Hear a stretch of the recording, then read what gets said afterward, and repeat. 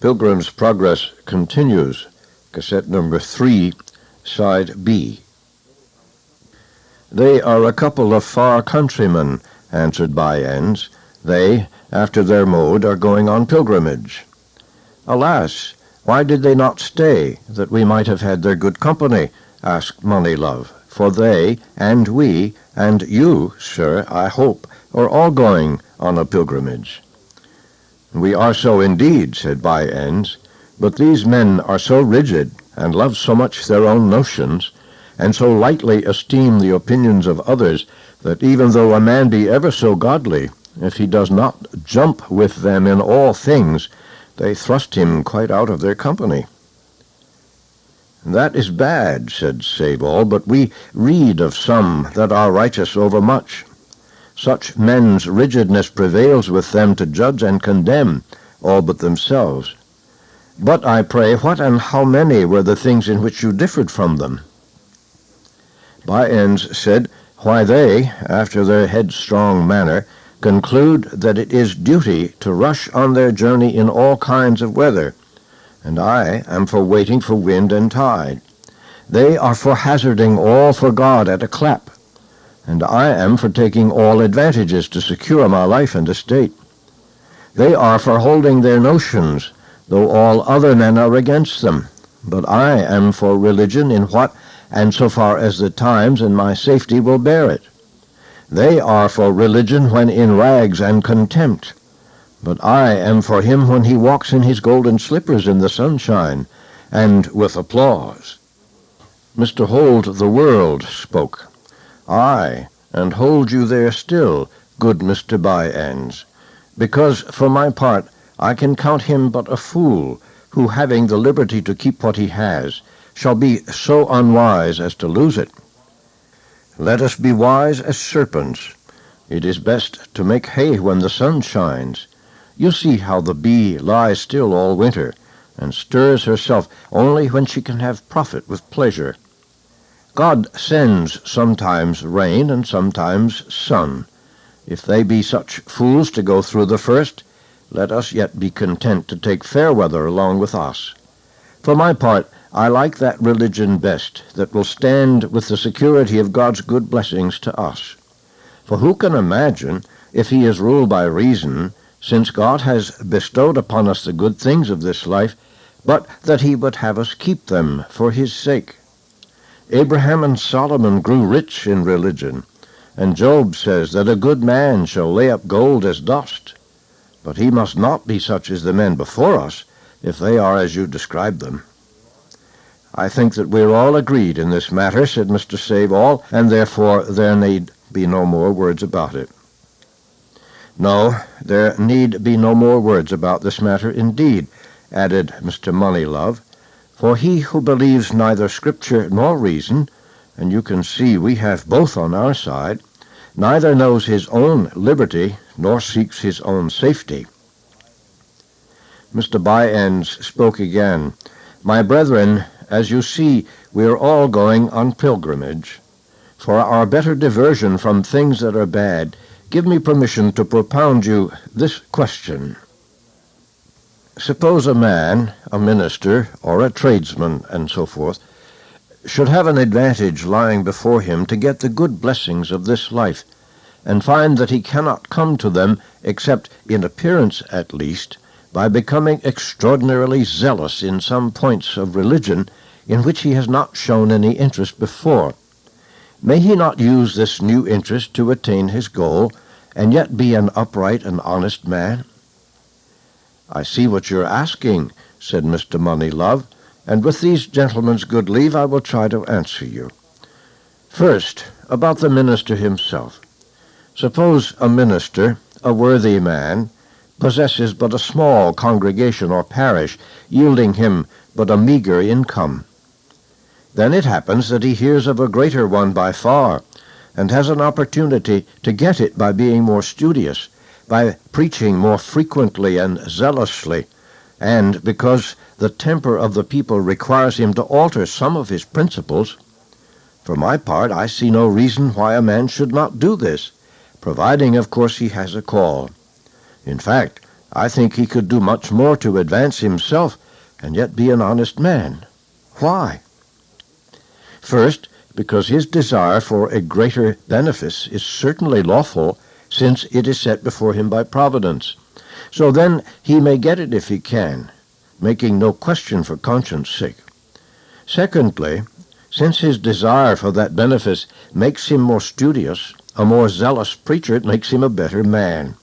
Yes, it makes him improve his talents, and this is certainly according to the mind of God.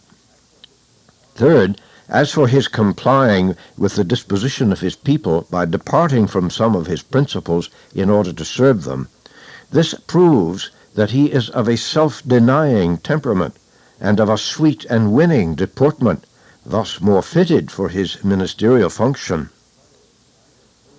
Finally, I conclude that a minister who changes a small for a great should not be judged as covetous.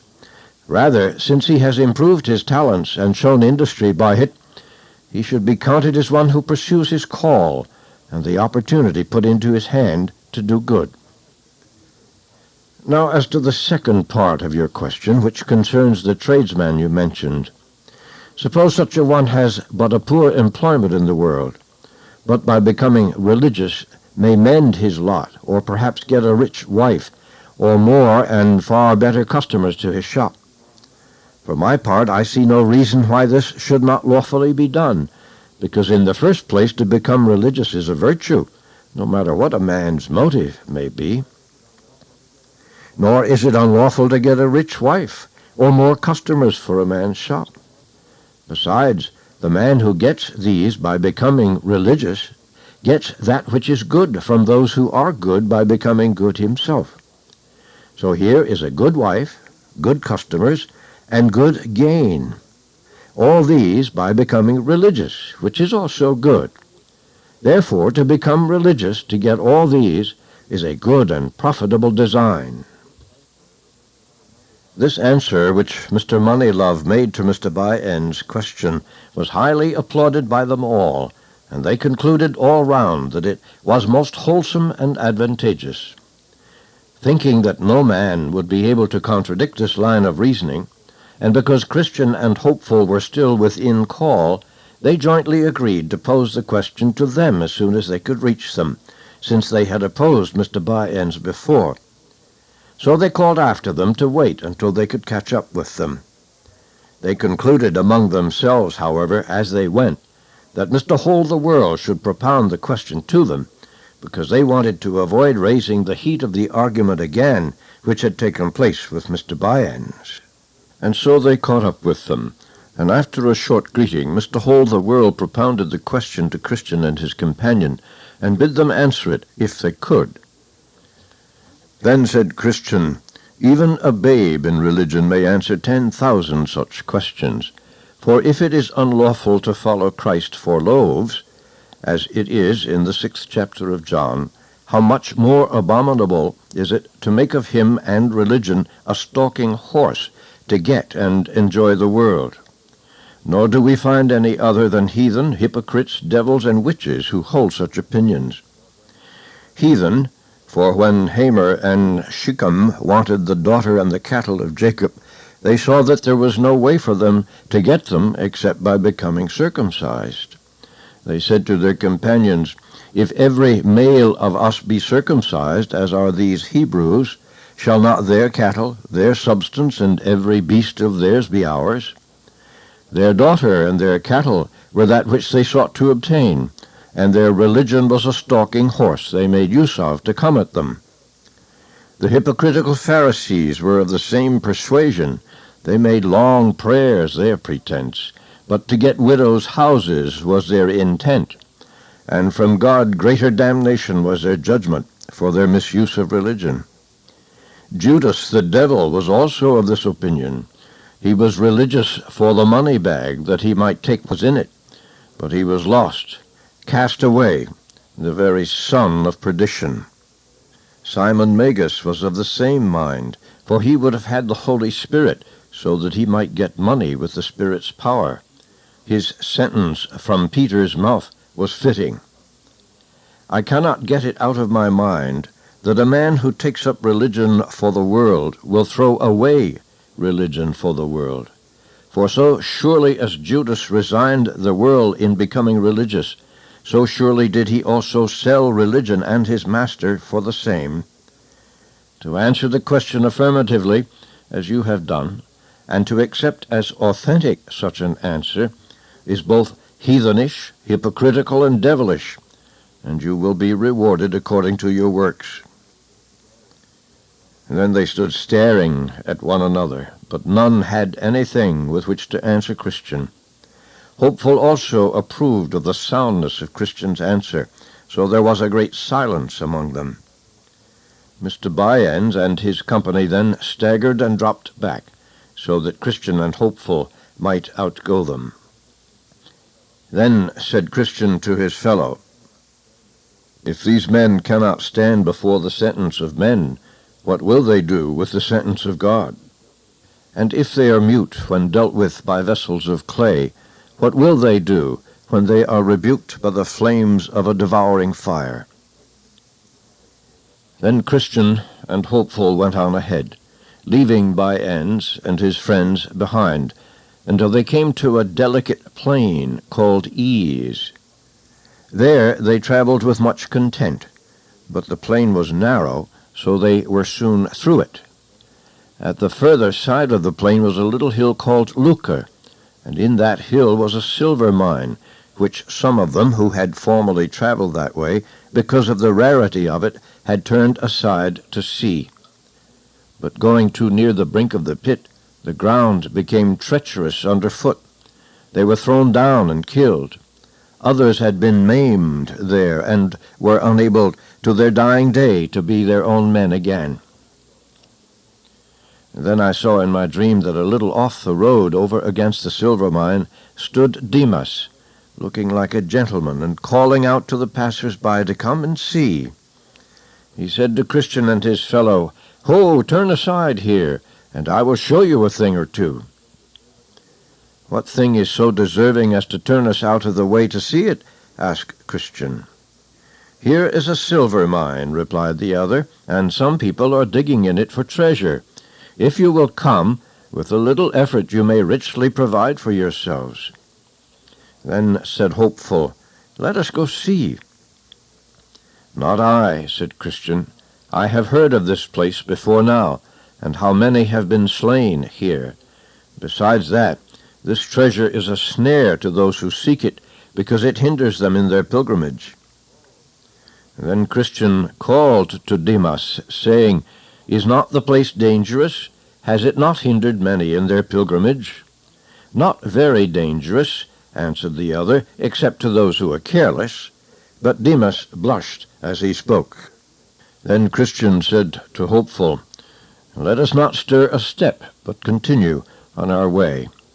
"I will warrant you," said Hopeful, "that when Bunyan comes up, if he has the same invitation as we, he will turn in there to see." "No doubt of it," said Christian. "His principles lead him that way, and 100 to 1 but he dies there." Then Demas called again, saying, "But will you not come over and see?" Then Christian roundly answered, "Demas, you are an enemy to the right ways of the Lord of this way, and you have already been condemned for turning aside by one of his Majesty's judges. Why then do you seek to bring us into the same condemnation? If we turn aside at all, our lord the king will certainly hear of it, and will put us to shame there where we would like to stand with boldness before him." Demas cried again that he was also one of their fraternity, and if they would tarry a little, he also would walk with them himself. Christian said, "What is your name? Is it not the same by which I have called you?" "Yes, my name is Demas, and I am a son of Abraham." "I know you," said Christian. "Gehazi was your great-grandfather, and Judas your father, and you have followed in their footsteps. It is but a devilish plot you are trying to use. Your father was hanged as a traitor, and you deserve no better an end. Assure yourself that when we come to the king we will give him word of this your behavior." Thus they went their way. By this time By-ends and his companions were again in sight, and they, at the first call, went over to Demas. Now whether they fell into the pit by looking over its brink, or whether they went on to dig, or whether they suffocated in the bottom by the noxious gases that commonly arise, I am not certain. But this I observed, that they were never seen again in the way. Now I saw that just on the other side of this plain the pilgrims came to a place where an old monument stood close by the highway. Seeing it, they were both concerned because of the strangeness of its form, for it seemed to them as though it was a woman transformed into the shape of a pillar. They stood looking and looking upon it, but could not for a time tell what they should make of it. At last Hopeful's eye caught something written above the head of the pillar, a writing in an unusual hand. Being no scholar, he called to Christian, for he was learned, to see if he could pick out the meaning. Christian came, and after studying the letters a little while, found that it read thus, "Remember Lot's wife." So he read it to his fellow. They concluded that this was the pillar of salt into which Lot's wife had been turned because she looked back with a covetous heart when she was fleeing from Sodom for safety. This sudden and astounding sight gave rise to this conversation. "What a timely sight this is," said Christian. "It came opportunely to us after the invitation which Demas gave us to come over to view the hill Lucre. If we had gone over, as he wanted us to do, and as you were inclining to do, my brother, we would, for all I know, have been made like this woman, a spectacle for those who come after us to behold." Hopeful said simply, "I am sorry that I was so foolish, and am made to wonder that I am not now in the same condition as Lot's wife. Where was there any difference between her sin and mine? She only looked back, and I had a desire to go and see.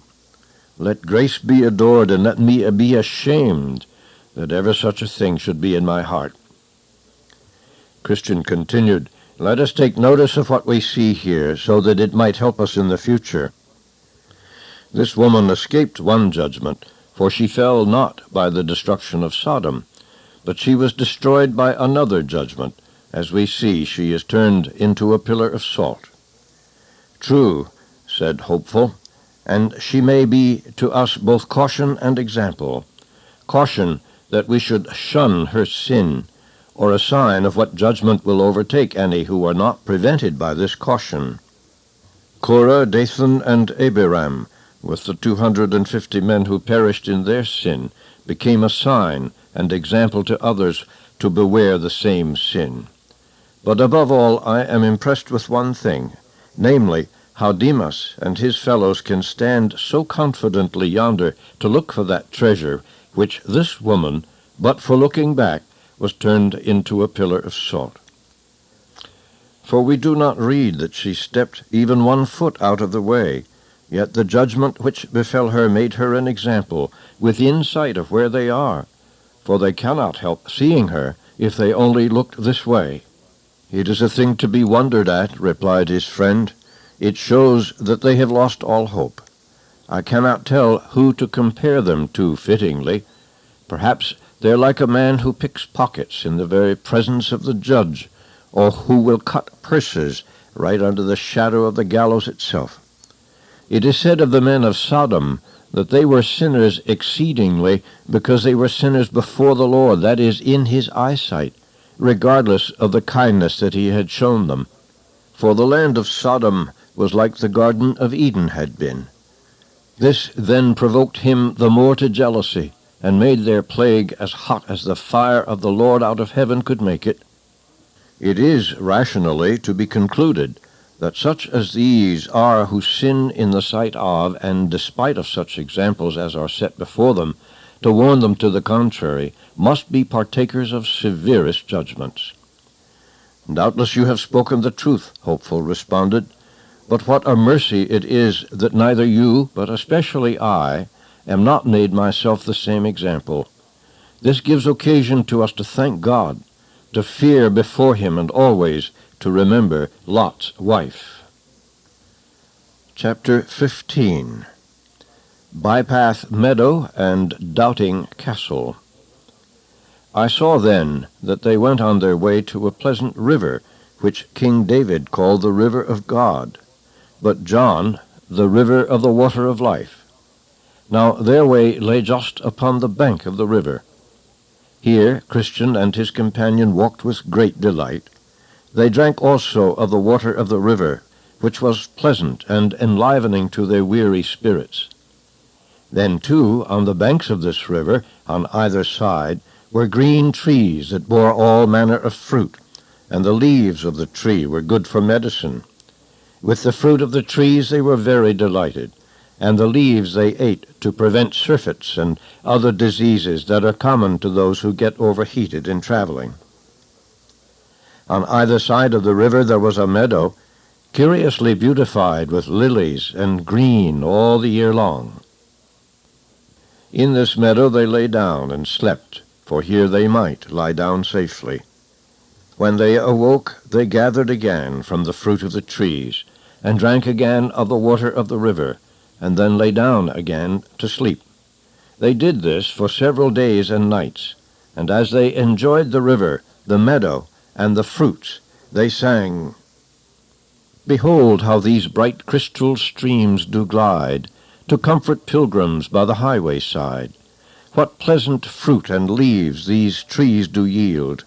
We would sell all, that we may buy this field." So when they felt it was time to go on, they ate and drank again, and went on their way, for they were not as yet at their journey's end. Now I beheld in my dream that they had not journeyed far until the river and the road for a time parted. They were very sorry about this, but did not dare go out of the way. Now the way from the river was rough, and their feet sore because of their travels. So the souls of the pilgrims were much discouraged because of the way. Still, as they went on, they wished for a better way. Now a little in front of them there was on the left hand of the road a meadow, and a stile to go over into it. That meadow is called Bypath Meadow. Then Christian said to his fellow, "If this meadow lies alongside our way, let us go over into it." He went to the stile to seek, and behold, a path lay along by the way on the other side of the fence. "It is just as I hoped," said Christian. "Here is the easiest going. Come, good hopeful, and let us go over." "But what if this path should lead us out of the way?" asked Hopeful uncertainly. "That is not likely," said the other. "Look, doesn't it go along by the wayside?" So Hopeful, being persuaded by his fellow, went after him over the stile. When they were gone over, and had gotten into the path, they found it very easy for their feet. On up ahead of them they spied another traveler, whose name was Vain Confidence. They called after him and asked him whither that way led. "To the celestial gate," he said. "Look," said Christian, "did I not tell you so? By this you may see we are right." So they followed, and Vain Confidence went before them. But the night came on, and it grew very dark, so that they lost sight of him. Vain Confidence, not seeing the way before himself, fell into a deep pit, which was made there on purpose by the prince of those grounds to catch vainglorious fools with it, and was dashed to pieces with his fall. Now Christian and Hopeful heard him fall, so they called to know what was happening, but there was no answer. All they heard was groaning. Then Hopeful said, "Where are we now?" His fellow traveler said nothing, fearing that he had led his brother out of the way. Now it began to rain and thunder and lighten in a very dreadful manner, and the water rose at great speed. Hopeful groaned in himself, saying, "Oh, that I had kept on my way." "But who could have thought that this path should have led us out of the way?" asked Christian defensively. "I was afraid of it at the very beginning," said Hopeful. "I gave you that gentle caution. I wish now I had spoken plainer, and would have if you had not been older than I." "Good brother, do not be offended," replied Christian. "I am sorry I have brought you out of the way, and that I have put you into such imminent danger. Forgive me, my brother. I did not do it of any evil intent." "Be comforted, my brother, for I forgive you," said Hopeful. "Believe, too, that this shall be for our good." Christian spoke again. "I am glad I have with me a merciful brother, but we must not stand here. Let us try to get back to the way again." "Let me go in front, brother," said Hopeful. "No," said Christian, "you must let me go first, so that if there is any danger I may be in it first, because it was by my counsel that we both went out of the way." "No," said Hopeful, "you shall not go first, for your mind is troubled, and it may lead you out of the way again." Then for their encouragement they heard the voice of one saying, "Consider well the highway, the road by which you went. Return." But by this time the waters were greatly risen, and the way of going back was very dangerous indeed. Then I thought that it is easier going out of the way when we are in it than going back when we are out. Yet they ventured to go back, but it was so dark and the flood was so high that in their returning they almost drowned 9 or 10 times. They could not, with all the skill they had, get back to the stile that night. So at last, lighting under a little shelter, they sat down there to wait for dawn to break. But being weary, they fell asleep. Now there was not far from the place where they lay a castle called Doubting Castle, whose owner was Giant Despair. It was in his grounds they were now sleeping. Getting up early in the morning and walking up and down in his fields, Giant Despair caught Christian and Hopeful asleep. With a grim and surly voice he waked them up and asked them where they came from and what they were doing in his grounds. They told him they were pilgrims and that they had lost their way. Then said the giant, "You have this night trespassed on my grounds, and therefore you must go along with me." So they were forced to go because he was stronger than they. They had but little to say, for they knew themselves to be at fault. The giant therefore drove them before him, and put them into his castle in a very dark dungeon, nasty and stinking to the spirits of these 2 men. Here they lay from Wednesday morning till Saturday night, without one bit of bread, or drop of drink, or light, or anyone to ask how they were doing. They were in a very bad state, far from friends and acquaintance. And in this condition Christian had the double sorrow of knowing that it was through his unwise counsel that they had been brought into this distress. Now Giant Despair had a wife, and her name was Diffidence. So when he had gone to bed, he told his wife what he had done, that he had taken a couple of prisoners and cast them into his dungeon for trespassing on his grounds. He asked her what he should do further to them. So she asked him what they were, whence they came, and whither they were bound, and he told her. Then she counseled him that when he arose in the morning he should beat them without any mercy. So when he arose the next day, he got him a grievous tree cudgel, and went down into the dungeon to them, and there began first to berate them as if they were dogs, although they never gave him a word to annoy him. Then he fell upon them and beat them fearfully, in such a way that they were not able to help themselves, or even to turn themselves upon the floor. This done, he withdrew and left them to condole their misery and to mourn under their distress. So all that day they spent the time in nothing but sighs and bitter lamentations.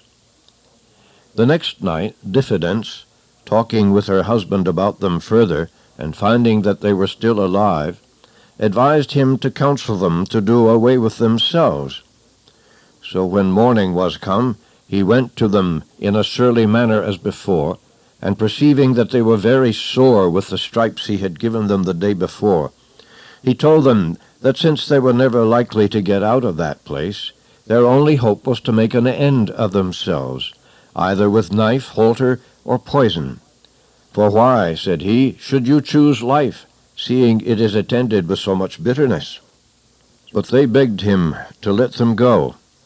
With that he looked fiercely at them, and rushing at them would doubtless have made an end of them himself, but instead fell into one of his fits, which he sometimes did in sunny weather, and lost for a time the use of his head. Wherefore he withdrew and left them as before to consider what to do. Then the prisoners consulted between themselves whether it was best to take his counsel or no. Thus they began to discourse. Brother, said Christian, what shall we do? The life that we now live is miserable. For my part, I do not know whether it is best to live thus or to die out of hand. My soul would choose strangling rather than life, and the grave is more easy for me than this dungeon. Shall we be ruled by this giant? Our present condition is dreadful indeed, answered his companion. Death would be far more welcome to me than to remain this way forever. Yet let us consider the lord of the country to which we are going has said, Thou shalt do no murder, no, not to another man's person. Much more then are we forbidden to take his counsel to kill ourselves. Besides, he who kills another can but commit murder upon his body. But for one to kill himself is to kill body and soul at once. Moreover, my brother, you talk of the ease of the grave, but have you forgotten the hell to which for certain murderers go? For no murderer has eternal life. And let us consider again that all the law is not in the hand of giant despair. Others, so far as I can understand, have been taken by him as well as we, and yet have escaped out of his hand. Who knows but that God who made the world may cause that giant despair to die, or that at some time or other he may forget to lock us in, or that he may, in a short time, have another of his fits in front of us, and may lose the use of his old limbs. And if ever that should come to pass again, for my part I am resolved to pluck up in heart, and to try my utmost to get out from under his hand. I was a fool that I did not try to do it before. But however, my brother, let us be patient and endure a while. The time may come that may give us a happy release, but let us not be our own murderers. With these words Hopeful was able to moderate the mind of his brother. So they continued together in the dark that day, in their sad and doleful condition. Well, towards evening the giant went down into the dungeon again to see if his prisoners had taken his counsel. But when he came to them, he found them alive. And truly, alive was all, for now, for lack of bread and water, and because of the wounds they had received under his beating, they could do little but breathe. But, I say, he found them alive. At this he fell into a dreadful rage, and told them that since they had disobeyed his counsel, it would be worse for them than if they had never been born. At this they trembled greatly, and I think that Christian fainted. But coming a little to himself again, they renewed their discourse about the giant's counsel, and whether even yet they had best take it or not. Now Christian again seemed to be for doing it, but Hopeful again made reply as follows. My brother, said he, do you not remember how valiant and brave you have been heretofore? Apollyon could not crush you, nor could all that you heard or saw or felt in the valley of the shadow of death. What hardship, terror, and amazement have you already gone through? And are you now nothing but fear? You see that I am in the dungeon with you, a far weaker man by nature than you are. Also this giant has wounded me as well as you, and has cut off the bread and water from my mouth. And with you I mourn without the light. But let us exercise a little more patience. Remember how you played the man at Vanity Fair, and were neither afraid of the chain or cage, nor yet of bloody death? Let us then, at least, to avoid the shame that is so unbecoming for a Christian to be found in, bear up with patience as well as we can. Now night had come again, and the giant and his wife were in bed again, when she asked him about the prisoners, and if they had taken his counsel. He replied, "They are sturdy rogues. They choose rather to bear all hardship than to make away with themselves." Then said she, "Take them into the castle yard tomorrow, and show them the bones and skulls of those that you have already dispatched, and make them believe that before a week comes to an end you will also tear them in pieces, as you have done their fellows before them." So when the morning came, the giant went to them again, and took them into the castle yard, and showed them, as his wife had bidden them. "These," said he, "were once pilgrims as you are, and they trespassed in my grounds as you have done. And when I thought fit, I tore them in pieces, and so within 10 days I will do you. Go, get you down to your den again." And with that he beat them all the way back to the dungeon. They lay, therefore, all day on Saturday, in a lamentable state, as before. Now when night was come, and when Mrs. Diffidence and her husband the giant were gotten into bed, they began to renew their discussion concerning their prisoners. And the old giant wondered why he could not, either by blows or by counsel, bring them to an end. With that his wife replied, "I fear," said she, "that they live in hope that someone will come to relieve them, or that they have picklocks about them, by means of which they hope to escape." "And do you say so, my dear?" said the giant. "Then I will search them in the morning." Well, on Saturday, about midnight, they began to pray, and continued in prayer till almost break of day. Now, a little before it was day, good Christian, as one half amazed, brake out in this passionate speech. "What a fool," said he, "am I, thus to lie in a stinking dungeon, when I may as well walk at liberty. I have a key in my bosom called Promise, that will, I am persuaded, open any lock in Doubting Castle." Then said Hopeful, "That is good news, good brother. Pluck it out of your bosom and try." Then Christian pulled it out of his bosom and began to try at the dungeon door. The bolt of the door, as he turned the key, gave way, and the door flew open with ease, and both Christian and Hopeful came out of the dungeon. Then Christian went to the outward door that led into the castle yard, and with his key opened that door also. After this he went to the iron gate, for that too had to be opened it. That lock was damnably hard, yet the key did open it. They thrust open the gate to make their escape with speed, but that gate made such a creaking noise as it opened that it waked Giant Despair, who hastily rose to pursue his prisoners, felt his limbs to fail as his fits took him again, and thus could by no means go after them.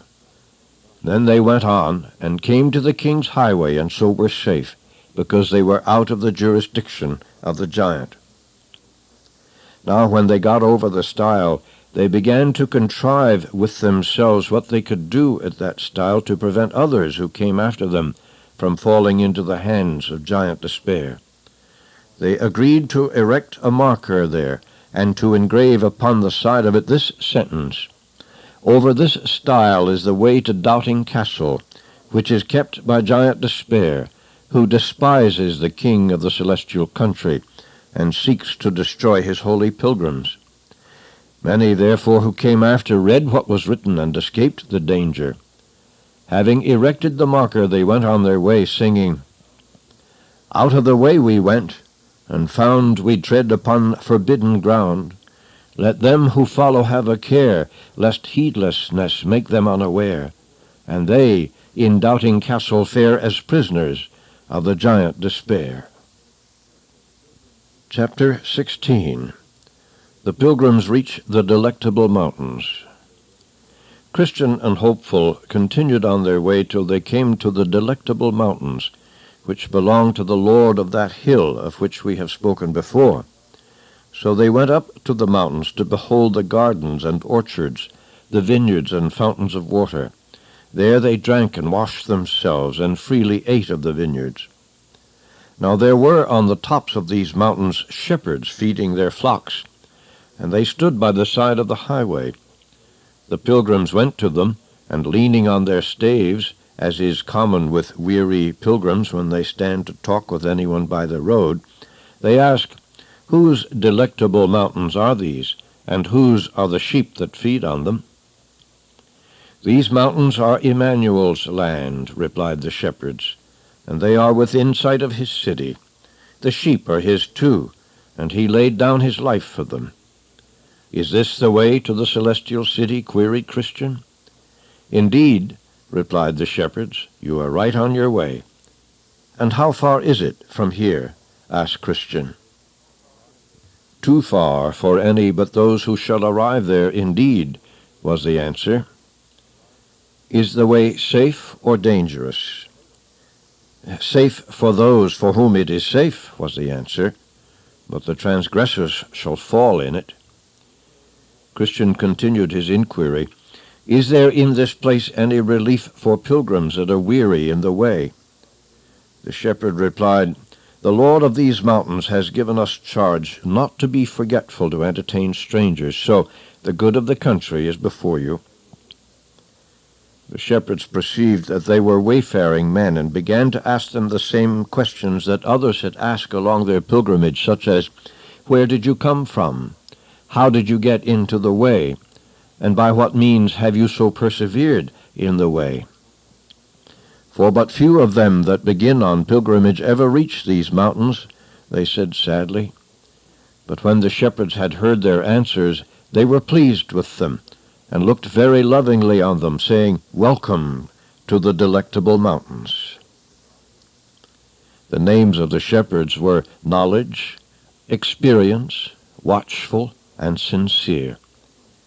They took the pilgrims by the hand, and led them to their tents, making them partake of that which was ready for them to eat. They said to them, "We would that you should stay here a while, to be acquainted with us, and even more, to solace yourselves with the good of these delectable mountains."